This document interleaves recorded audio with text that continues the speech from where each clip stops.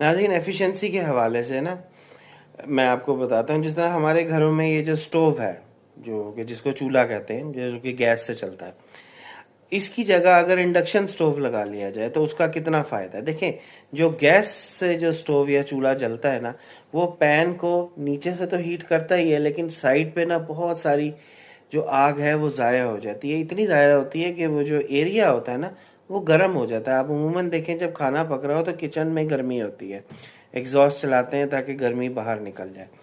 तो अगर उसकी जगह इंडक्शन स्टोव लगाओ तो गर्मी तो होगी, लेकिन इतनी नहीं होगी जितनी इस गैस स्टोव की वजह से होती है। बेसिकली वो जो किचन को गर्मी गर्म कर रही होती है, वो वेस्ट हो रही होती है एनर्जी, वो गर्मी, उसका हमें कोई फ़ायदा नहीं होता। उससे तो हम जान छुड़ाते हैं एग्जॉस्ट फैन चला के।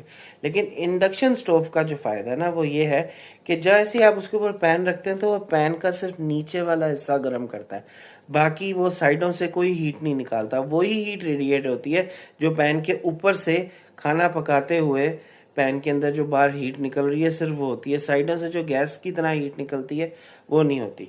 अच्छा, अब यही इंडक्शन स्टोव जो है, इसी तरह के इंडक्शन हीटर अगर इंडस्ट्री में लगाए जाएं तो ये इंडक्शन हीटर जो है 2200 से 2500 डिग्री सेंटीग्रेड तक चले जाते हैं।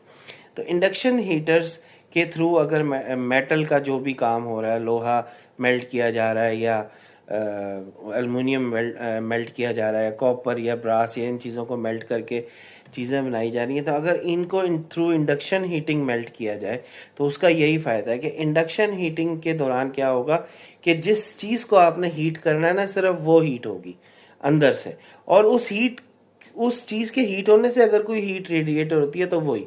लेकिन अगर आप वहाँ क्योंकि आग इस्तेमाल करते हैं, कोयला और फर्नेस ऑयल, तो वो हीट जो है वो उस चीज़ को तो गर्म करती है, लेकिन उससे ज़्यादा वो साइडों पर ज़ाया भी जाती है, जो कि एक इनएफिशिएंट सिस्टम है 30 to 40% का। लेकिन ये जो इंडक्शन हीटिंग सिस्टम्स है ना, चाहे वो घर का चूल्हा स्टोव वगैरह हो, चाहे वो इंडस्ट्री के अंदर लगा हुआ इंडक्शन हीटर हो, इन दोनों की एफिशिएंसी जो होती है वो 90% तक होती है।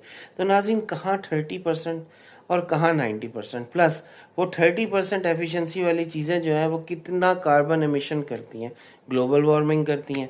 लेकिन अगर उसकी जगह हम इंडक्शन हीटर लगा लेंगे तो ऑब्वियसली हीट सिर्फ उस हद तक ही रहेगी ना जिस चीज़ को गर्म करना है, तो हीट ट्रांसफ़र भी कम हो जाएगा, रेडिएशन उसकी हीट की जो बाहर लेफ़्ट राइट पे रेडिएट हो रही है बिला वजह की, वो भी कम हो जाएगी।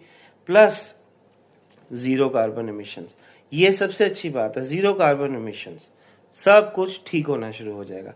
बस ये मेरा मकसद था एफिशिएंसी से रिलेटेड। बहुत बहुत शुक्रिया।